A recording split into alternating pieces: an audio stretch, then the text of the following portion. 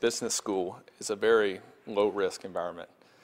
But by going to some of the different places where the ventures go, it's an opportunity to take a real risk. In school, Wharton teaches a lot of leadership frameworks, and it's very useful to know when to apply those frameworks theoretically.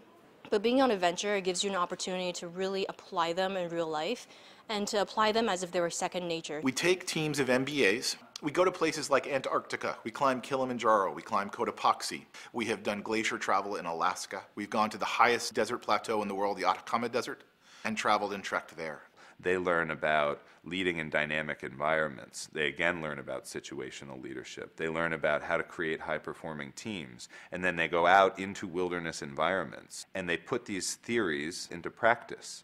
As a part of the venture program, one of the principles is really pushing your boundaries and being in an uncomfortable situation. By having different leadership styles and having to adapt your style depending on the situation, you have to be aware of the situation and you have to keep your thumb on the pulse of the team. So each day that you're out there, what we're asking from you is to rise to the occasion.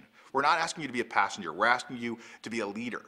We're asking you to engage and sort of take those challenges apart and understand your role in them. Being in that remote environment is a great way to get to know myself, but also to test out some leadership and teamwork skills that I hadn't been able to develop. We challenge you physically, but the reason that we're challenging you physically is basically to provide some space to see you operate.